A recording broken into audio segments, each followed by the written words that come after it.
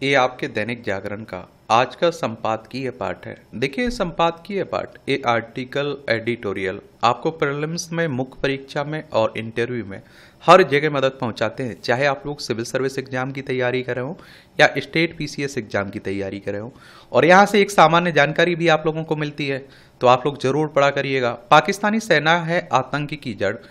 अभी हाल ही में आपने देखा है कि जम्मू कश्मीर के पहलगांव में जो आतंकी हमला हुआ, जिसमें हमारे पर्यटकों को मारा गया, उसी को लेकर खूब बहस हो रही है। देखिए, हमारा प्यारा भारत है, जम्मू कश्मीर लद्दाख दो भागों में बांट दिया गया था जम्मू कश्मीर से 370-35 से हटाने के बाद। दोनों केंद्र शासित प्रदेश हैं। जम्मू कश्मीर में दिल्ली की तरह आपको विधानसभा देखने को मिलेगी। देखिए, ये पाकिस्तान है, हमारा पड़ोसी है। 1947 तक हमारा ही हिस्सा हुआ करता था, हमसे अलग हुआ था 1947 में। ये आप देखेंगे कि लद्दाख, जम्मू कश्मीर, पंजाब, राजस्थान, गुजरात, 5 राज्यों की सीमा लगती है हमारी। और पाकिस्तान जितने बार भी भारत से टक्कर लेता है, हर बार उसे मुंह की खानी पड़ती है, हारना पड़ता है पाकिस्तान को, लेकिन फिर भी आप देखिए बाज नहीं आता है, फिर भी सुधरने का नाम नहीं लेता है। भारत में आतंकी घटनाएं पिछले लगभग 40-45 वर्षों से हो रही हैं, परंतु इनमें कुछ घटनाएं इतनी गंभीर रही हैं कि उन्होंने तत्कालीन इतिहास को एक नया मोड़ दे दिया। बीते कुछ दशकों की घटनाओं पर दृष्टि डालें तो कुछ आतंकी हमले बहुत आहत करने वाले हैं। इनमें पहली घटना दिसंबर 2001 में हुई, जब जैसे आतंकियों ने भारतीय संसद पर हमला किया। इस घटना को लेकर भारत में प्रबल आक्रोश पैदा हुआ। तत्कालीन प्रधानमंत्री अटल बिहारी वाजपेयी ने कहा, अब आर पार की लड़ाई होगी। भारतीय सेना को ऑपरेशन पराक्रम के अंतर्गत पाकिस्तान पर हमले की तैयारी का निर्देश दिया, परंतु कुछ कारणों विशेषकर अंतर्राष्ट्रीय दबाव के चलते राजनीतिक नेतृत्व उस फैसले से पीछे हट गया। Lieutenant general HS. पनाग के अनुसार वह ऐसा अवसर था जब भारतीय सेना हर दृष्टि से पाकिस्तान को हराने में सक्षम थी, परंतु हम मौका चूक गए। और दूसरी आतंकी घटना तब हुई जब लश्कर ए तैयबा के आतंकियों ने नवंबर 2008 को देश की आर्थिक राजधानी मुंबई में एक साथ कई स्थानों पर हमले किया। समुद्र के रास्ते शहर में घुसे आतंकियों ने 166 लोगों को मार दिया और इस हमले में 300 से ज्यादा लोग घायल हुए थे। यह भारत पर सबसे बड़ा आतंकी हमला था। दुर्भाग्य कहिए या तत्कालीन शासक सरकार की कमजोरी, इस भीषण आतंकी हमले का कोई जवाब नहीं दिया। आंतरिक सुरक्षा को सुदृढ़ करने के लिए जरूरी कदम उठाए गए, जैसे नेशनल सिक्योरिटी गार्ड एनएसजी की इकाइयों को मुंबई, कोलकाता, चेन्नई, हैदराबाद में भी स्थापित किया गया। नेशनल इन्वेस्टिगेशन एजेंसी यानी कि एनआईए का गठन 2008 में हुआ था। मल्टी एजेंसी सेंटर की स्थापना हुई और तटीय सुरक्षा योजना बनाई गई, जिसके अंतर्गत समुद्री मार्गों को सुरक्षित किया गया। इसके उपरांत सितंबर 2016 में उड़ी में पाकिस्तानी आतंकियों के हमले में सेना के 18 जवानों ने अपनी जान गंवाई। और आप देखिए, इसके अलावा आप देखेंगे, इसके जवाब में आप देखिए गुलाम जम्मू कश्मीर में सर्जिकल स्ट्राइक की गई। फिर फरवरी 2019 को पुलवामा में भीषण आतंकी वारदात हुई। इस पर भारतीय वायुसेना ने जवाबी कार्रवाई करते हुए बालाकोट में आतंकियों के ठिकानों पर बमबारी की, जिसमें तमाम आतंकवादी मारे गए। पहलगांव की घटना इसी कड़ी में एक और बेहद बर्बर घटना है। मैं आप लोगों से एक सवाल आता है यहाँ हमेशा कि इस तरह की घटना होती है, लेकिन बिना भारतीय जो हमारा खाते हैं, भारत का नमक खाते हैं और गाते पाकिस्तान का, उनके बिना मिले इस तरह की घटनाएं नहीं हो सकती हैं। अब जो आतंकी घटना घटी उसके बाद वो आतंकी गए कहां हैं, अभी तक उनकी मालूम नहीं चला। आप समझ रहे, अगर भारत से भाग चुके हैं तो बहुत बड़ी बात है यार। मतलब आप सोचिए कि 1 घंटे में इतनी व्यवस्था है उनके पास कि भी गुपचुप तरीके से यहां भारत में अंजाम देते हैं किसी घटना को और भाग जाते हैं। और फिर देखिए, चाहे संसद पर हमला हो, मुंबई आतंकी अटैक हो, उड़ी का मामला हो, पुलवामा का अटैक हो, इसमें आप देखते आखिर कौन से लोग वो मिले हुए थे जिन्होंने मदद की आतंकियों की। इस पर आज तक खुलासा नहीं हुआ। बड़ी बड़ी जांच की बातें होती रही हैं, तो उसकी बातें होनी चाहिए, क्योंकि उन लोगों को भी तो देखना चाहिए जो भारत में बैठे हुए हैं और पाकिस्तान की तरफ की रहे हैं। पहलगांव में आतंकियों ने 26 पर्यटकों की हत्या कर दी। पर्यटकों से उनका नाम और मजहब पूछा गया, धर्म, यह सुनिश्चित करने के बाद कि वे मुसलमान नहीं है, उनकी हत्या की गई। ऐसा पहली बार हुआ है। इस घटना से आक्रोश हुआ और हैरानी भी। हैरानी इसलिए क्योंकि दिल्ली और श्रीनगर से जो सरकारी बयान आते हैं उनसे ऐसा लगता है कि हालात सामान्य हो रहे हैं। उपराज्यपाल मनोज सिन्हा 25 फरवरी 2025 को कहा था कि आतंकी संगठनों में स्थानीय लड़ाकों की भर्ती अब शून्य हो गई है। एक अन्य रिपोर्ट के अनुसार घाटी में केवल 59 आतंकी सक्रिय है। यह भी बताया गया कि 2024 में 75 आतंकियों का उन्मूलन किया गया। ऐसा प्रतीत होता है कि सतह के नीचे आतंक अलगाव की लहर चल रही थी और जिसका आकलन खुफिया विभाग नहीं कर पाए। और सुरक्षा व्यवस्था में कुछ कमजोरी अवस्थित थी, जिसके बारे में जांच हो रही है। प्रारंभिक जांच में 15 स्थानीय लोगों का हाथ इस आतंकी हमले में पाया गया और प्रधानमंत्री नरेंद्र मोदी चेतावनी दी कि आतंकियों की पहचान की जाएगी, उनके साथ उन्हें भेजने वालों की आप देखते हैं कि को दंडित किया जाएगा। और आप देखते हैं इसके लिए धरती के हर कोने तक उनका पीछा किया जाएगा। उन्होंने साफ कहा कि दोषियों को उनकी कल्पना से भी बड़ी सजा मिलकर रहेगी और आतंकियों की बची खुची जमीन को मिट्टी में मिलाया जाएगा। भारत सरकार ने राजनीतिक एवं कूटनीतिक स्तर पर जो कदम उठाए हैं वे पर्याप्त लगते हैं। सबसे बड़ा और सबसे कदम है सिंधु जल समझौते को रोकने का फैसला। भारत ने कहा कि जब तक पाकिस्तान आतंकवाद के विरुद्ध ठोस कार्रवाई नहीं करेगा तब तक यह समझौता रुका रहेगा। भारत पाकिस्तान से नदियों के जल प्रवाह का डाटा शेयर नहीं करेगा और इससे पाकिस्तान को जल प्रबंधन की जानकारी नहीं मिल पाएगी एक तरह से। और आप देखते हैं कि जहां तक पानी रोकने का सवाल है तो उसमें समय लगेगा, क्योंकि उसके लिए जलाशय बनाने होंगे, हाइड्रो इलेक्ट्रिक प्रोजेक्ट खड़े करने होंगे। जब ये योजना कार्यान्वित हो जाएगी और भारत पानी के प्रवाह को रोकेगा तो पाकिस्तान में हाहाकार मचेगा, लेकिन इसमें टाइम लगेगा। आज सबसे बड़ा प्रश्न है यह है कि सामरिक स्तर पर भारत की आप कार्रवाई करेगा। अतीत में हम सर्जिकल स्ट्राइक कर चुके हैं, परंतु उसका कोई दूरगामी परिणाम नहीं हुआ। कुत्ते की दुम टेढ़ी रही। आप उसे जितना भी सीधा करने के प्रयास करें, हमें समझना होगा कि आतंक का स्रोत पाकिस्तान ही की सेना और उसकी खुफिया एजेंसी ISI है। जब तक इन दोनों पर चोट नहीं की जाती तब तक आप देखिए पाकिस्तान आतंकवाद का धंधा करता रहेगा, भारत को तंग करता रहेगा। आवश्यकता इस वक्त का है इसकी है कि पाकिस्तान सेना की कमर तोड़ दी जाए और ISI को ध्वस्त कर दिया जाए। जब तक कि ऐसा नहीं होगा पाकिस्तान अपनी आदत से बाज नहीं आएगा। हमें अपनी सुरक्षा तंत्र को और सुदृढ़ करना होगा।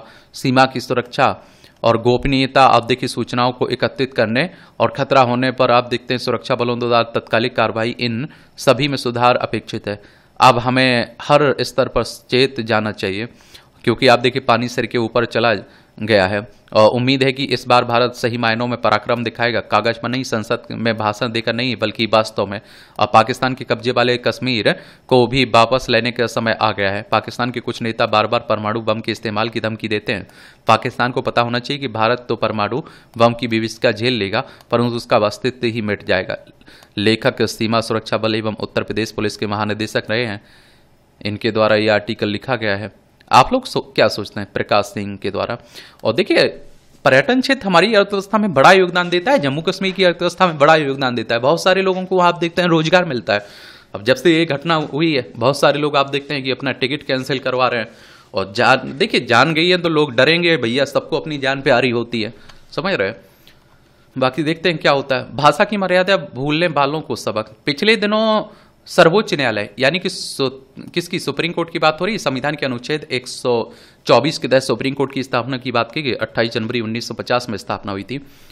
तो स्वतंत्र वीर विनायक दामोदर सावरकर पर आपत्तिजनक टिप्पणी करने की लोकसभा में प्रतिपक्ष नेता राहुल गांधी को कड़ी फटकार लगाई गई। न्यायालय ने राहुल गांधी से कहा कि वे उन स्वतंत्रता सेनानियों के विरुद्ध गैर जिम्मेदाराना बयान न दें जिन्होंने देश को आजादी दिलाई।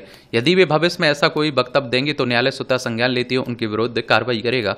सर्वोच्च न्यायालय ने सत्य से उनका साक्षात्कार कराते हुए कहा, महात्मा गांधी भी वायसराय को लिखे पत्र में आपका वफादार सेवक लिखते थे, तो क्या इस आधार पर उन्हें अंग्रेजों का सेवक कहा जा सकता है या स्वतंत्रता आंदोलन में उनके योगदान को कम करके आंका जा सकता है? और जब उन्हें भारत के इतिहास भूगोल के बारे में कुछ भी नहीं पता तो उन्हें ऐसी टिप्पणी नहीं करनी चाहिए। और उसने उन्हें यह भी याद दिलाया कि स्वयं उनकी दादी इंदिरा गांधी ने प्रधानमंत्री रहते हुए सावरकर की प्रशंसा में पत्र लिखे थे। जो आप देखिए सावरकर जेल जाते हैं और उसके बाद जो माफी के लिए पत्र लिखते हैं ना अंग्रेजों को, उसी को लेकर राहुल गांधी उन पर टिप्पणी साधते हैं, कहते हैं कि वो माफी भी थे, ये थे, वो थे, उसी को लेकर विवाद भी होता है। यद्यपि राहुल गांधी इस सत्र को से अपरिचित हों ऐसा नहीं माना जा सकता है। लगता है वामपंथी प्रभाव में वह अपनी दादी और कांग्रेस की रीति नीति परंपरा की उपेक्षा अवमानना कर रहे हैं। कदाचित इसलिए उन्हें भारत छोड़ो यात्रा के दौरान महाराष्ट्र में 20 सावरकर पर अपमानजनक टिप्पणी की थी। और आप देखेंगे कि स्वतंत्रता आंदोलन में अग्रणी भूमिका निभाने के कारण 20 सावरकर को आजीवन कारावास की असहनीय यातनाएं झेलनी पड़ी थी। अंडमान के सेगलूरा जेल में काला पानी की सजा भोगते हुए उन्होंने हवा, पानी, रोशनी जैसी प्रकृति प्रदत्त बुनियादी सुविधाओं से भी वंचित रहना पड़ा था। कारावास की रिहाई के बाद उन्हें अंग्रेजों द्वारा लादे गए तमाम शर्तों, कठोर पाबंदियों के साथ रत्नागिरी जेल में नजरबंद रहना पड़ा था।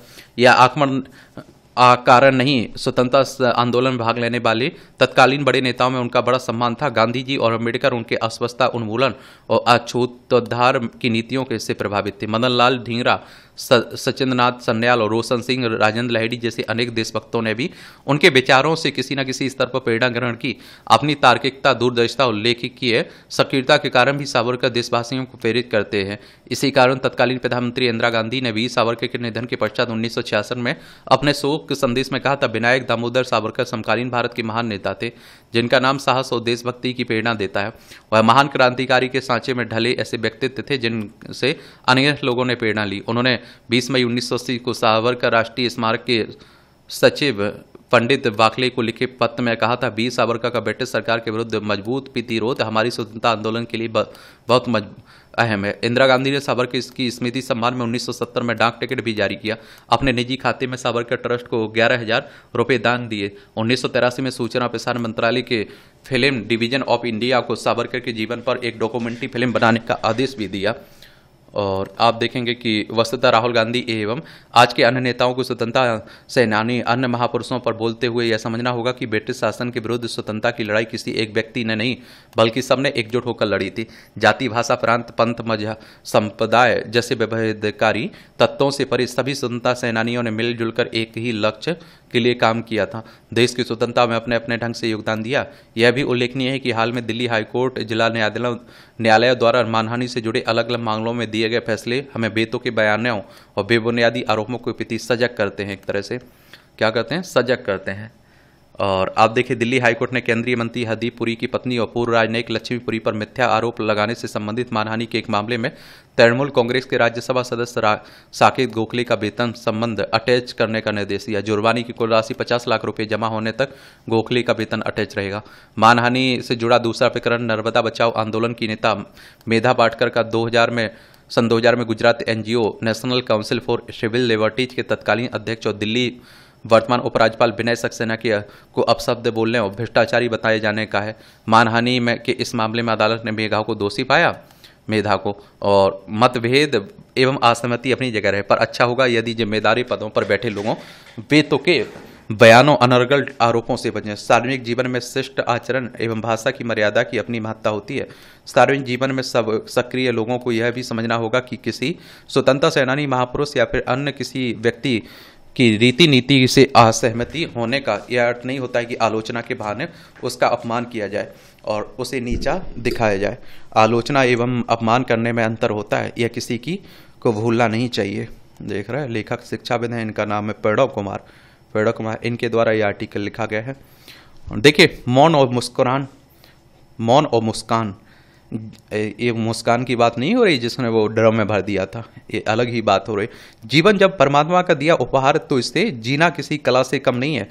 इसमें मौन और मुस्कान जैसे दो रक्षा कवचों को सम्मिलित कर लिया जाए तो जीवन में बहुत सी अप्रिय स्थितियों से न केवल बचा जा सकता है वरन अनेक विवादों का समाधान भी आसानी से निकाला जा सकता है। इन रक्षा कवचों के विषयों में इतना तक कहा जा गया है कि बोलना यदि चांदी है तो मौन रहना सोने से कम नहीं है। यदि संसार का भला करना है तो बोलने की कला सीखनी होगी और स्वयं का भला करना हो तो मौन रहने की कला में पारंगत होना पड़ेगा। मानव स्वभाव जितना अधिक मौन वृत्ति होगा वह समस्याओं से उतना ही विरत रह सकेगा। स्वाद विवाद दोनों का आरंभ मुंह से ही आया है। कोई वस्तु जुबान ने चखी, उसे अच्छी लगी, फिर अधिक सेवन कर लिया तो वह अपच और अस्वस्थता का कारक बन गया। वहीं कोई बात उसे अरुचिकर लगी तो जुबान से कुछ ऐसा वैसा निकल पड़ा जिससे विवाद खड़ा हो गया। फिर सोचा इससे बेहतर था कि मौन रहा जाता। इसलिए समझदार लोग तभी मुंह खोलते हैं जब उन्हें लगता है कि वह जो कहने का जा रहे हैं वह मौन से बेहतर है। मौन रहने से शरीर की ऊर्जा का अपव्यय नहीं होता, मानसिक विचलन या फिर भटकाव नहीं होता है, निरर्थक वाद विवाद का हिस्सा नहीं बनना पड़ता है, कम शब्दों में प्रभावी बातें रखने में मदद मिलती है। ये सब आत्मबल में वृद्धि का कारक भी होते हैं। वहीं मुस्कुराने से मानसिक तनाव से मुक्ति मिलती है, ब्लड प्रेशर पर नियंत्रण रहता है, शरीर के प्रतिरक्षा तंत्र को मजबूती मिलती है, नकारात्मकता का शमन होता है, विवादों को निपटाने एवं लंबे समय तक जवाब दिखने में मदद मिलती है, सौम्यता बनी रहती है। बिना किसी लागत के इन कवचों को अमूल्य उपलब्धियों के संचय का कारक बनाया जा सकता है। अच्छा कॉलम लिखा जाता है, इंटरेस्टिंग, दिलचस्प। पाकिस्तानी और बांग्लादेशी, अभी तो वही बातें हो रही हैं पाकिस्तान को लेकर। ये आप देखिए, बांग्लादेश से 1971 तक पाकिस्तान का हिस्सा हुआ करता था। पश्चिम बंगाल, असम, मेघालय, त्रिपुरा, मिजोरम, 5 राज्यों की सीमा लगती है। 1971 में आज़ाद हुआ था। पहलगांव में आतंकी हमला कर पाकिस्तान ने किस तरह भारत में रह रहे सगे संबंधियों से मिलने आए अथवा उपचार करा रहे अपने नागरिकों के लिए भी मुश्किलें खड़ी कर दी। यह इससे पता चलता है कि ऐसे लोगों को कि वीज़ा रद्द होने के बाद उनकी ओर से उन्हें लेने में आनाकानी करना है, और उसने ऐसे लोगों के लिए एक दिन अपना गेट बंद रखा। जो भारतीय पाकिस्तान में रह रहे हैं उन्हें भी भारत लौटने में कठिनाई का सामना करना पड़ रहा है, लेकिन उनकी संख्या कहीं कम है। भारत में तो ऐसे पाकिस्तानी नागरिकों की गिनती करना और उन्हें खोजना भी कठिन हो रहा है जो भारत आए थे, और इनमें से कुछ तो बरसों और यहाँ तक कि दशकों से रह रहे थे। कई तो वीजा अवधि खत्म होने के बाद भी रह रहे थे, और कुछ ऐसे भी निकले जो भारत में भारतीयों जैसी सुविधाएं पा रहे थे तो और वोट भी डाल रहे थे। आखिर ऐसा कैसे हो गया? समस्या केवल यही नहीं कि पाकिस्तानी नागरिकों को वापस भेजना कठिन हो रहा है, और समस्या यह भी है कि भारत में जन्मी तमाम महिलाएं ऐसी हैं जिनका विवाह पाकिस्तान में हुआ, लेकिन उन्हें वहां की नागरिकता नहीं मिली और उन्होंने लीव ही नहीं है। एक बात और आप लोगों को बता दूं, हमारे देश में हमें अगर कोई डॉक्यूमेंट बनवाना है तो उसमें परेशानी होगी, लेकिन जो अवैध रूप से लोग आते हैं उनकी बड़ी जुगाड़ होती है, वो आसानी से बनवा लेते हैं। और ऐसे इनमें से कुछ ऐसी हैं जिनके बच्चों को वहां की नागरिकता मिली है। ऐसे बच्चे तो लौट पा रहे हैं लेकिन माताएं नहीं, और भारत तो ऐसे जतन करने होंगे ऐसी महिलाएं बच्चों के साथ लौट सकें। पाकिस्तान ने तो मानवीय संकट खड़ा किया है, उसका संज्ञान लेकर भारत ने उनके लौटने की समय सीमा बढ़ाकर ठीक किया है, लेकिन यह भी समझना होगा कि वीजा अवधि खत्म होने के बाद भी यहाँ रह रहे पाकिस्तानी नागरिक सुरक्षा के लिए खतरा हो सकते हैं। इसलिए और भी क्योंकि ऐसे कई पाकिस्तानी मिल नहीं रहे, कुछ ने तो छल छदम से भारतीय पहचान हासिल कर ली। ऐसे में भी फिक्रन है पाकिस्तानी महिला ने ऐसे भारतीय पुरुष से विवाह किया जो सुरक्षा की दृष्टि से संवेदनशील पद पर है। साफ है कि या तो आवश्यक नियम कानून का अभाव है या फिर उसकी अनदेखी हो रही है, और उनकी इसे भुला नहीं जा सकता है कि अतीत में कई पाकिस्तानी नागरिक भारत आए फिर वे यहाँ कहीं गुम हो गए, और सामान्य स्थितियों में दोनों देशों के लोगों का आना जाना लगा रहेगा। उनके प्रति नरमी बरतनी होगी, लेकिन भारत को यह भी देखना होगा कि ऐसा कुछ ना हो जो सुरक्षा के लिए खतरा हो। बात केवल वीजा लेकर आए पाकिस्तानी नागरिकों की नहीं है, अवैध बांग्लादेशियों की भी है। अकेले गुजरात में भी हजारों की संख्या में पाए गए, और यह सही समय है भारत अपने वीजा नियमों को दुरुस्त करे, एनआरसी यानी राष्ट्रीय नागरिक रजिस्टर के बारे में भी विचार करे। और कहते हैं कि लाखों करोड़ों अवैध रूप से भारत में रह रहे हैं, और 2014 में जब आपने देखा होगा प्रधानमंत्री पद के जो लोकसभा का चुनाव हो रहा था, प्रधानमंत्री पद के लिए नरेंद्र मोदी जी का ऐलान हो गया था। उसके बाद ऐसा माना जा रहा था, ऐसा बीजेपी के नेताओं के द्वारा कहा भी जा रहा था कि इन्हें जो अवैध रूप से रह रहे हैं इन्हें पकड़ा जाएगा, बंगाल की खाड़ी में फेंक दिया जाएगा। कोई कह रहा था अरब सागर फेंक दिया जाए, कोई किसी देश में फेंकने की बात कर रहा था। आजकल ये मालूम नहीं चला कितने अवैध रूप से भारत में रह रहे हैं। सावधान होने का समय। खबरों की भीड़ में कुछ जानकारी विचलित करने वाली होती है। इस जानकारी से भला कोई आदमी कैसे विचलित नहीं होगा। बिहार में प्रतिष्ठित भारतीय प्रशासनिक सेवा के अधिकारी अवैध संपत्ति अर्जित करने के आरोप में जेल जा रहे हैं। संजीव हंस प्रकरण मामला पहला नहीं है और अंतिम भी नहीं है। इस नंबर के कई अधिकारी पहले भी जेल की सैर करते हैं, आगे भी की तैयारी है। आश्चर्यजनक है कि विषय यह है कि किसी एक अधिकारी के जेल जाने से दूसरे अधिकारी सबक नहीं लेते हैं। और मैं तो एक दूसरी बात ये सोचता हूं कि आप सोचिए कि पेपर 4 पढ़ते हैं, नैतिकता पढ़ते हैं, ईमानदारी, सबकी बातें पढ़ते हैं वो। और मुझे लगता है कभी कभी कि केवल आप परीक्षा पास करने के लिए पढ़ते हैं, क्योंकि ईमानदारी नैतिकता आपके अंदर रहती ही नहीं अधिकारी के अंदर फिर होने के बाद, सिलेक्ट होने के बाद। या उस परम सत्य की तरफ है कि प्रतिदिन लोगों को मरते देखने के बावजूद हम स्वयं को अमर मान लेते हैं।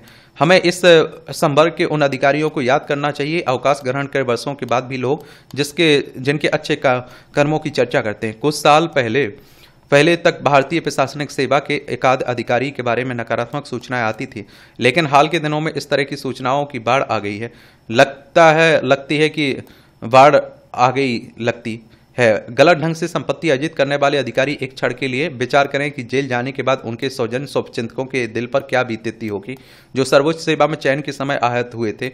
और ये आप देखते हैं कि यह असर विदित है कि आदमी धरती पर अपनी यादों की रूह में सत्कर्म अपकर्म छोड़ जाता है। अवैध रूप से धन कमाने वाले अधिकारी वे किसी भी संवर्ग के हों, सावधान हो जाएं। ये आप देख लीजिए, ये आप देखिए बिहार है, पटना इसकी राजधानी है। अंतर्राष्ट्रीय सीमा इसकी नेपाल से लगती राज्यों में उत्तर प्रदेश, झारखंड, पश्चिम बंगाल से लगती है। और नीतीश कुमार यहाँ के चीफ मिनिस्टर, आरिफ मोहम्मद खान यहाँ के राज्यपाल हैं। विधानसभा में 243 सीटें हैं, विधान परिषद है जिसमें आप देखिए 75 सीटें हैं, राज्यसभा में 16 सीटें हैं, लोकसभा में 40 सीटें हैं। 98,940 वर्ग किलोमीटर में फैला हुआ है आपका क्या बिहार। आने वाले समय में यहाँ चुनाव भी है। चलिए चुनाव आयोग के बारे में एक सामान्य जानकारी लिखिए आप लोग। टूटते रिश्तों का दर्द। कई दशकों साथ बिताने के बाद जब कोई रिश्ता खत्म होता है तो यह केवल एक कानूनी प्रक्रिया नहीं होती, यह सपनों के ढहने, यादों के बखरने और आत्मा के रिक्त होने की पीड़ा होती है। यह कोई साधारण विदाई नहीं बल्कि उन कहानियों का अंत होता है जिन्हें दो लोगों ने मिलकर लिखा था, और उन्हें हंसी ठिठोलियों का, उन झगड़ों का, उन सुलहों का और उन तमाम अनकहे लम्हों का जो कभी दोनों के जीवन का आधार हुआ करते थे। ग्रे डिवोर्स पर वह तलाक है जो जीवन के उस मोड़ पर आता है जब लोगों को एक दूसरे की सबसे ज्यादा जरूरत होती है, जब बच्चे अपनी दुनिया में रम चुके होते हैं, जब स्वास्थ्य साथ छोड़ने लगता है, जब अकेलापन किसी साय की तरह हर वक्त साथ रहने लगता है। ऐसे समय में जीवन साथी का छूट जाना एक गहरे शून्य की तरह होता है। आखिर ऐसा क्यों होता है? बरसों के साथ अचानक बोझ लगने लगता है। वे लोग जो कभी एक दूसरे के बिना जीने की कल्पना तक नहीं कर सकते थे, अचानक अलग राह चुन लेते हैं। क्या यह केवल समय पर का प्रभाव है या फिर समाज की बदलती संरचना का संकेत है? बीते 3 दशकों में ग्रे डिवोर्स के मामलों में दोगुनी वृद्धि हुई है। 65 वर्ष या उससे अधिक उम्र के पुरुषों में तलाक की दर 23% बढ़ी है, जबकि महिलाओं में यह आंकड़ा 38% तक पहुंच गया है। और भारत जैसा देश जहां विवाह को जन्मांतर का बंधन माना जाता था, वहां भी यह प्रकृति अब तेजी से बढ़ रही है। आखिर ऐसा क्या बदल गया जो लोग जीवन की संध्या पर अकेले चलने को मजबूर हो रहे हैं? ऐसा इसलिए क्योंकि अब लोग सिर्फ रिश्तों को निभाने के लिए नहीं, वे खुद के लिए भी जीना चाहते हैं। पहले विवाह का मतलब केवल, आप देखते हैं क्या, केवल भावनात्मक नहीं बल्कि आर्थिक और सामाजिक निर्भरता भी थी। महिलाएं खासतौर पर इस रिश्ते से बंधी रहती थी क्योंकि उनके पास कोई दूसरा विकल्प नहीं होता था। लेकिन अब आर्थिक स्वतंत्रता बढ़ी, महिलाएं आत्मनिर्भर हो रही हैं, तब वे सिर्फ निभाने के लिए रिश्तों में नहीं रहना चाहती हैं, वे अब अपनी खुशहाली, मानसिक शांति को प्राथमिकता देने लगी। लेकिन क्या सिर्फ आर्थिक स्वतंत्रता ही इस बदलाव की वजह है? सच्चाई यह भी कि समय के साथ रिश्तों में ठहराव आ रहा है। कई रिश्ते केवल सामाजिक बंधनों के कारण चलते हैं, पर जब वे कमजोर पड़ जाते हैं तो वे संबंध टूटने लगते हैं। क्या होने लगते हैं? टूटने लगते हैं। और हमें रिश्तों को निभाने और उन्हें जीने के बीच का फर्क समझना होगा। समाज बदल रहा है, लोग बदल रहे हैं, रिश्तों की परिभाषाएं भी। ग्रे डिवोर्स इसी बदलाव का एक हिस्सा है, एक कठिन, दर्दनाक लेकिन शायद अपरिहार्य सच जिसे समझना और स्वीकार करना ही हमें इन सवालों के जवाब तक पहुंचा सकता है। और बाकी याद रखिएगा, आप लोग पढ़े लिखे हैं। आजकल आप देखते हैं कि पारिवारिक रिश्ते बहुत कोर्ट में जा रहे हैं। आप लोग देखिए भरे पड़े हुए हैं, याद देख लीजिए टिप्पणियाँ, इन्हें भी पढ़ना हो तो पढ़ सकते हैं। मैं तो ये सोचता हूं कि एक दूसरे के लिए पहले लोग मरे जाते हैं, फिर आप देखते हैं एक दूसरे को दुश्मन समझने लगते हैं, जिसके लिए घर परिवार को सबको छोड़ देते हैं, उसके फिर बाद में उसी को छोड़ देते हैं। मैं गजब का माहौल चल रहा है भाई। इसकी PDF आपको एजुकेशन सर्कल प्लेटफॉर्म पर मिल जाती है, वहां से जाकर डाउनलोड कर लिया करिएगा। इस जन आंदोलन से ही निर्मल होगी यमुना। यमुनोत्री से निकलती है, नर्मदा में किस में मिलती है? गंगा में। ये आप सभी जानते हैं कि देखिए, जो नदियां पहले हमारे उद्धार के लिए चिल करती थी, आज वो अपने उद्धार के लिए चिल्ला रही हैं। देख रहे हैं ना कैसा बदल रहा है समय। ये आप देखिए, तो यमुना देश की प्रमुख नदियों में से एक है और इसके प्रदूषण को लेकर खूब राजनीति भी होती है। यह गंगा की सबसे बड़ी सहायक नदी है, परंतु विडंबना है कि दिल्ली में यह नदी बदहाली की चपेट में है। यहाँ न केवल इसके प्रभाव कम हो रहा है, अपितु यह मृतप्राय भी हो चुकी है, जबकि इसका सामाजिक, सांस्कृतिक एवं आर्थिक महत्व बहुत व्यापक है। दिल्ली में यमुना में सबसे अधिक प्रदूषण नालों के जरिए इसमें गिरने वाले घरेलू सीवरेज का है। साथ ही औद्योगिक अपशिष्टों व खतरनाक रसायनों से भी यह गंभीर रूप से प्रदूषित हो रही है। दिल्ली में छोटे बड़े सैकड़ों नाले हैं, किंतु नजफगढ़ ड्रेन और शाहदरा ड्रेन 2 ऐसे बड़े नाले हैं जो यमुना में सर्वाधिक प्रदूषण बढ़ा रहे हैं। और दिल्ली प्रदूषण कंट्रोल समिति की रिपोर्ट के अनुसार हरियाणा से दिल्ली में प्रवेश करने पर वजीराबाद का यमुना लगभग साफ है, लेकिन आप देखते हैं कि ISBT के पास यमुना प्रदूषण बढ़ने लगता है। इससे पहले नजफगढ़ ड्रेन यमुना में गिरता है। दिल्ली में सीवरेज को शोधित करने के लिए पर्याप्त STP का अभाव है और 37 STP में से केवल 16 ही मानक के अनुरूप काम कर रहे हैं। उल्लेखनीय है कि नदी क्षेत्र में जल को प्राकृतिक रूप से स्वच्छ करने में नदी के जैव विविधता क्षेत्र का विशेष महत्व होता है। दिल्ली में अतिक्रमण एवं प्रदूषण के कारण यमुना क्षेत्र की जैव विविधता नष्ट हो चुकी है। हाल ही में केंद्रीय पर्यावरण, वन और जलवायु परिवर्तन मंत्रालय की एक समिति ने पाया कि दिल्ली यमुना निगरानी वाले 33 स्थानों में से 22 स्थान पर यमुना नदी का पानी मानकों के अनुरूप नहीं है। यमुना के प्रदूषण और बदहाली में दिल्ली के साथ साथ गुरुग्राम, नोएडा, गाजियाबाद की भी बड़ी भूमिका है। गुरुग्राम के छोटे बड़े 65 नाले औद्योगिक कचरा बिना शोधित कि ये सीधे नजफगढ़ डैम के जरिए यमुना में गिरते हैं, जिसकी भागीदारी लगभग 40% है। इसी प्रकार गौतम बुद्ध नगर के लगभग 75 नाले, गाजियाबाद के लगभग 550 और फरीदाबाद के लगभग 40 नाले यमुना में गिरते हैं। अब समझिए, नाले गिर रहे हैं तो नाले ही बन ही गई ना। पेयजल संकट, तो देश में सैकड़ों जिले पानी के संकट से जूझ रहे हैं। दुनिया की 1/4 आबादी को स्वच्छ पेयजल नहीं मिल रहा है।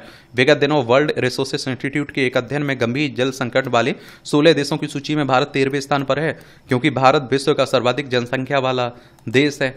और आप देखते हैं बन चुका है, विभिन्न प्रदेशों में भूजल भी प्रदूषण की गिरफ्त में है। ऐसे में सभी नदियां एवं जल स्रोतों का प्रदूषण मुक्त होना नितांत आवश्यक है। दिल्ली देश की राजधानी है। बढ़ती जनसंख्या का दबाव दिल्ली के जल स्रोतों, भौगोलिक और आप देखिए मूलभूत संरचनाओं पर भी लगातार बढ़ता जा रहा है। ऐसे में पेयजल की आपूर्ति चिंता का विषय बनती जा रही है।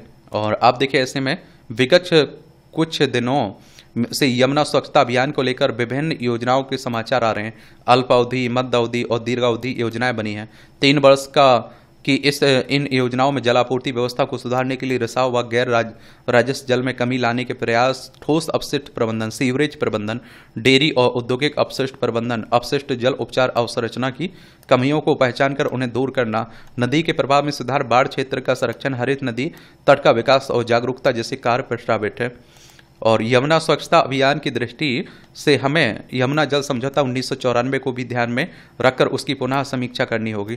यह समझौता मूल रूप से हिमाचल प्रदेश, हरियाणा, राजस्थान, उत्तर प्रदेश, दिल्ली के बीच यमुना जल बंटवारे को लेकर है। उस समय आप देखते हैं दिल्ली की आबादी बहुत कम थी, जो अब 2.5 करोड़ के आसपास है। दिल्ली में आप देखिए यमुना के प्रदूषण और गंदगी का एक बड़ा कारण नदी में बहाव की कमी है।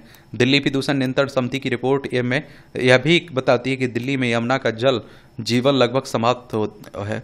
यमुना को आप देखते हैं, यमुना को इन्वायरमेंटल फ्लो के लिए न्यूनतम 437 mgd पानी की आवश्यकता है, जबकि उसमें मात्र 190 mgd ही उपलब्ध है। यमुना स्वच्छता अभियान के लिए यह आवश्यक है तत्काल हथिनी कुंड से नदी जीवन और बहाव बनाने हेतु पर्याप्त जल छोड़ा जाए। यमुना में गिरने वाले छोटे बड़े नालों की पैपिंग और टेपिंग की जाए। किसी भी नाले में बिना शोधित किए सीवरेज न डाला जाए। किसी भी औद्योगिक इकाई एवं क्षेत्र से बिना शोधित अपशिष्ट बाहर न निकले। स्थानीय जल स्रोतों और भूजल पुनर्भरण हेतु पर्याप्त व्यवस्था की जाए। बड़े नालों पर जगह अपशिष्ट संशोधित प्लांट लगाए जाएं। यमुना क्षेत्र से अनधिकृत निर्माण और अतिक्रमण हटाया जाए। एक तरह से आप देखें तत्काल हटाया जाए। यमुना के हरित क्षेत्र व जैव विविधता हेतु योजनाबद्ध पौधरोपण किया जाए। विद्यालयों, महाविद्यालयों, कॉलोनियों में जागरूकता अभियान छेड़े जाएं। और यमुना स्वच्छता योजना से संबंधित संस्थानों एवं अधिकारियों की जवाबदेही तय की जाए। गैर जिम्मेदारी के लिए कठोर दंडात्मक प्रावधान भी किए जाए। संविधान के अनुच्छेद 15 का में मूल कर्तव्यों के अंतर्गत प्रकृति, पर्यावरण, वन, झील, नदी और वन्य जीवों की रक्षा और उनके संवर्धन हेतु प्रावधान है। सरकार के साथ साथ एक नागरिक के रूप में हमें भी अपने इस कर्तव्य को समझें। यमुना किसी सरकार अथवा केवल योजनाओं को से स्वच्छ होने वाला नहीं है। यमुना की स्वच्छता के लिए संत समाज, मीडिया और जन जन को आगे आना होगा। जीवनदायिनी यमुना के पुनरुद्धार हेतु यह आवश्यक है यमुना स्वच्छता अभियान जन आंदोलन बने, हर किसी की भागीदारी हो। एक तरह से यह कहने का कहा जा रहा है। समन्वित प्रयासों से ही समग्र सफाई, सबका अपना योगदान हो। दिल्ली सरकार ने स्कूली छात्रों के बीच यमुना सफाई, पर्यावरण संरक्षण के प्रति जागरूकता के उद्देश्य से मां यमुना स्वच्छता अभियान प्रारंभ किया है। यह प्रयास उन जन भागीदारी द्वारा लोगों में नदियों और पर्यावरण के प्रति संवेदनशील होने में प्रभावी होगा। और देखा जाए तो यमुना नदी के प्रदूषण के पीछे कई जटिल और परस्पर जुड़े हुए कारक हैं, जिन्होंने इसे एक गंभीर पर्यावरणीय मुद्दा बना दिया है। इन कारकों को समझना इस समस्या से निपटने के लिए प्रभावी समाधान विकसित करने के लिए पर्याप्त है, महत्वपूर्ण है। और इसमें औद्योगिक अपशिष्ट, सीवरेज, हानिकारक रसायन आदि के अतिरिक्त शहर में पानी का बढ़ता दोहन, अतिरिक्त शहरी दबाव और यमुना में कम हो जाने वाला जल बहाव आदि महत्वपूर्ण है। दिल्ली और उसके आसपास के क्षेत्रों में स्थिति कई उद्योग अपने कचरे को सीधे यमुना नदी में बहा देते हैं और इस औद्योगिक अपशिष्ट में हानिकारक रसायन, भारी धातुएं, अन्य जहरीले पदार्थ होते हैं जो नदी को गंभीर रूप से आप देखते हैं प्रदूषित करते हैं। दिल्ली के अधिकांश क्षेत्र शहरी मापदंडों के अनुसार नहीं बसे हुए हैं। ऐसे में शहर पर हर दिन दबाव बढ़ता जा रहा है। एक बड़ी आबादी अपने घरेलू सीवरेज को बिना उपचारित किए नदी में बहा देते हैं। इस सीवरेज में कार्बनिक पदार्थ, रोगजनक और अन्य दूषित पदार्थ होते हैं जो नदी के पानी को दूषित करते हैं। और आप देखिए, शहर के पारिस्थितिकी तंत्र के संतुलन के लिए और लोगों के बेहतर स्वास्थ्य के लिए यमुना नदी के प्रदूषण को कम करने के लिए तत्काल और ठोस कदम उठाने की आवश्यकता है। इसके लिए एक बहुआयामी दृष्टिकोण की आवश्यकता है और जिसमें सरकार, नागरिक समाज और व्यक्तियों को मिलकर काम करना होगा। इनमें सर्वप्रथम उद्योगों के लिए अपशिष्ट उपचार संयंत्रों का अनिवार्यीकरण और उसके मानकों की निगरानी और रिपोर्ट शामिल है। शहर में उत्पन्न होने वाले कचरे का एक बड़ा हिस्सा नदी के किनारे या सीधे नदी में फेंके जाने पर पूर्ण प्रतिबंध एवं सीवरेज ट्रीटमेंट प्लांट की कुल कार्यक्षमता को बढ़ाना शामिल है। इसमें आप देखेंगे क्या बढ़ाना शामिल है। प्रतिदिन के औसतन 79.2 करोड़ गैलन सीवरेज के सापेक्ष कुल शुद्धिकरण क्षमता केवल 66.7 करोड़ गैलन प्रतिदिन ही आसपास है। नदियों के किनारे पेड़ लगाने, आसपास होने वाली खेती में प्राकृतिक उर्वरकों के प्रयोग को जरूरी किया जाने और भूजल स्तर और आप देखेंगे गुणवत्ता की नियमित जांच करनी होगी। शहर के बढ़ते दबाव को देखते हुए अतिरिक्त सीवरेज प्लांट निर्माण, शहरी आवासों से सीवर को जोड़ना, सिंगल यूज प्लास्टिक पर पूर्णता प्रतिबंध, आधुनिक जैव प्रौद्योगिकी की सहायता, वर्षा जल संचयन को आवश्यक बनाना, शहर के निष्क्रिय नालों को चालू करना और उनकी स्थानीय स्तर पर ही सफाई सुनिश्चित किया जाना आवश्यक होगा। यमुना में आवश्यक जल प्रवाह क्षमता को बनाए रखना भी स्वच्छता कार्यक्रम की नीतियों में शामिल करना है। यमुना के किनारे होने वाले अवैध बसावट पर भी लगाम लगानी होगी। और आप देखिए, यमुना नदी का प्रदूषण दिल्ली के लिए गंभीर संकट है, लेकिन यह एक ऐसी समस्या है जिसका समाधान किया जा सकता है। इसके लिए एक दीर्घकालिक और समन्वित दृष्टिकोण की आवश्यकता है जिसमें सरकार, नागरिक समाज और व्यक्तियों को मिलकर काम करना होगा। यमुना को साफ करना न केवल दिल्ली के लोगों के स्वास्थ्य और पर्यावरण के लिए महत्वपूर्ण है, बल्कि यह शहर की सांस्कृतिक विरासत को संरक्षित करने और एक स्थायी भविष्य सुनिश्चित करने के लिए भी आवश्यक है। यदि हम सब मिलकर प्रयास करें तो हम यमुना नदी को उसके पूर्व गौरव पर वापस ला सकते हैं और दिल्ली को एक स्वच्छ और स्वस्थ शहर बना सकते हैं। बाकी आप लोग बताइए, क्या सोचते हैं आप लोग? राजनीति में एक नए अध्याय का आरंभ, जातिगत जनगणना की बातें हो रही हैं। देखिए, जनगणना की बात करें तो 1872 में लॉर्ड मेयो के समय में हुई थी और नियमित व्यवस्थित जनगणना 1881 में लॉर्ड रिपन के समय से शुरुआत हुई थी। और ये भी आप लोग याद रखा करिएगा। जाति आधारित जनगणना के अंतिम आंकड़े 1931 में जारी होती है। जातियों की जनगणना की बात हो रही कि इस जाति की संख्या इतनी, इस जाति की संख्या इतनी। जातिवार गणना के निहितार्थ ये समझ लीजिए, इसे जरूर देखिए। बस एक ओवरव्यू इसके बारे में बना के रखिए, बाकी बातें चलती रहेंगी, राजनीति खूब होती रहेगी इस पर, समझ रहे हैं? तो आप देखेंगे कि इसमें जातिवार गणना को सामाजिक न्याय के लिए आवश्यक माना जा रहा है और यह तर्क दिया जा रहा है कि जाति आधारित आंकड़े 100 वर्ष पुराने हो चले हैं। इस कारण नए आंकड़ों की जरूरत है ताकि जनसंख्या के अनुपात में पिछड़ी जातियों को आरक्षण दिया जा सके, उनके उत्थान के लिए प्रभावी नीतियां बनाई जा सके। परंतु क्या केवल जातियां गिन लेने से यह संभव हो पाएगा? इस दिशा में सबसे बड़ी बाधा तो जातियों की आंतरिक संरचना का असमान होना है। पिछड़ी जातियों के अंदर ही सामाजिक विभेद है। कुछ जातियों की आर्थिक राजनीतिक भागीदारी अन्य की तुलना में अधिक है या विविध जातियों के अंदर भी है। कुछ ही परिवार ऐसे हैं जो जाति के नाम पर राजनीति कर रहे हैं। और आरक्षण का उपवर्गीकरण देखा गया कि अनुसूचित जाति को मिलने वाले आरक्षण का लाभ इस श्रेणी में शामिल कुछ जातियों को अधिक मिला, जबकि कई जातियों को इसका लाभ बहुत कम मिला। ऐसे में इस आरक्षण व्यवस्था के उपवर्गीकरण की बात हुई। उच्चतम न्यायालय ने हाल ही में जाति के उपवर्गीकरण के पक्ष में निर्णय दिया, लेकिन यह भी देखने में आ रहा है कि राज्य सरकारें इसे लागू करने की दिशा में दिलचस्पी नहीं दिखा रही हैं। ऐसे अब तक केवल हरियाणा और तेलंगाना में ही लागू किया जा सका और इसका एक बड़ा कारण यह है कि कई राज्यों में अनुसूचित जाति के अंतर्गत आने वाले वे जातियां जिनका सामाजिक, राजनीतिक और आर्थिक उन्नयन हुआ है वे संख्या बल में भी अधिक है और चुनाव के समय किसी उम्मीदवार विशेष को जिताने में निर्णायक भूमिका निभाती हैं।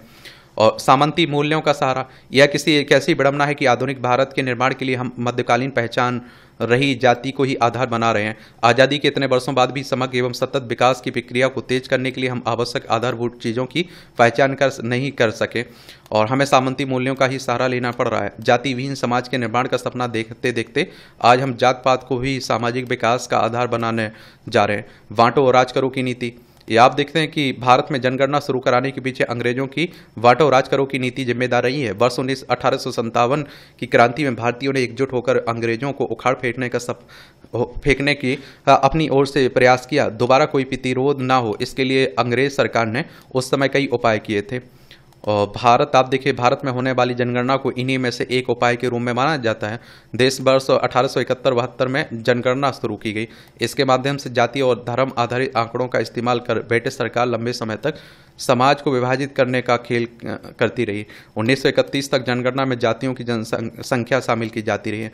अपनी पुस्तकें colonialism and it's form of knowledge the British in India में अमेरिकी इतिहासकार बर्नार्ड कोहन ने जनगणना को अंग्रेजों की बांटो और राज करो की नीति से जोड़ा।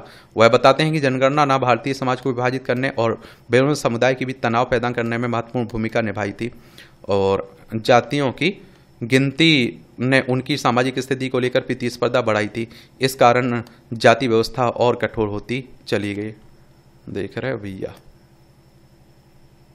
जनगणना के आंकड़ों का प्रयोग करते हुए अंग्रेजों ने 1905 में प्रशासनिक आवश्यकताओं का हवाला देकर बंगाल को हिंदू मुस्लिम बहुल क्षेत्रों में बांट दिया। इसके 4 साल बाद ब्रिटिश सरकार ने 1909 में मार्ले मिल्टो सुधार लेकर आई, जिसमें जनगणना के आंकड़ों के आधार पर मुसलमानों के लिए पृथक निर्वाचन क्षेत्र बना दिया। इस व्यवस्था में केवल मुसलमान ही चुनाव खड़े हो सकते थे, मतदान कर सकते थे। 1919 में मॉन्टेग्यू चेम्सफोर्ड सुधार के जरिए सिखों को भी पृथक निर्वाचन क्षेत्र का लाभ दिया गया। अंग्रेज दलितों को भी पृथक निर्वाचन क्षेत्र का लाभ देकर इन्हें हिंदू समाज से अलग करना चाहते थे, लेकिन गांधी जी ने अंग्रेजों की इस नीति को विफल कर दिया, और गांधी जी और अंबेडकर के बीच हुए पूना समझौते में इस बात पर सहमति बन गई कि प्रांतीय विधानसभा में दलितों के लिए तय 71 पृथक निर्वाचन सीटों की जगह 148 सीटें आरक्षित कर दी जाएंगी। इस तरह हिंदू समाज का विभाजन तो रोक लिया, लेकिन यही पृथक निर्वाचन क्षेत्र आगे चलकर भारत विभाजन का कारण बना। कहने को तो जनगणना प्रशासनिक उद्देश्यों के लिए शुरू की गई थी, लेकिन इसका छिपा हुआ लक्ष्य प्रशासनिक नियंत्रण के जरिए समाज को विभाजित करना था, ताकि सरकार के खिलाफ फिर से कोई एकजुट विरोध न होने पाए। इसलिए ध्यान रखना होगा कि जातिवाद जनगणना में खामियां तो हैं, लेकिन यह भी महत्वपूर्ण है कि इससे जातियों और उनकी संख्या का स्पष्ट आंकड़ा उपलब्ध हो सके। विभिन्न जातियों की भी सामाजिक, राजनीतिक और आर्थिक विषमताओं की गहराई से पहचान भी हो सके, और इससे आप देखिए हाशिए पर रहने वाली जातियों के उत्थान के लिए नीतियां बनाने में सहायता मिलेगी। लेकिन यह भी ध्यान रखना होगा कि नीतियों का क्रियान्वयन सही से हो, ताकि विषमताओं को पाटा जा सके। बाकी आप लोग क्या सोचते हैं, अपनी राय आप लोग बताइएगा जरूर। और इस तरह से आप देखेंगे कि आज के संपादकीय पाठ की कहानी कवर होती है। और आपका कोई सवाल हो, सुझाव हो मेरे लिए, तो ज़रूर आप लोग बता सकते हैं। धन्यवाद।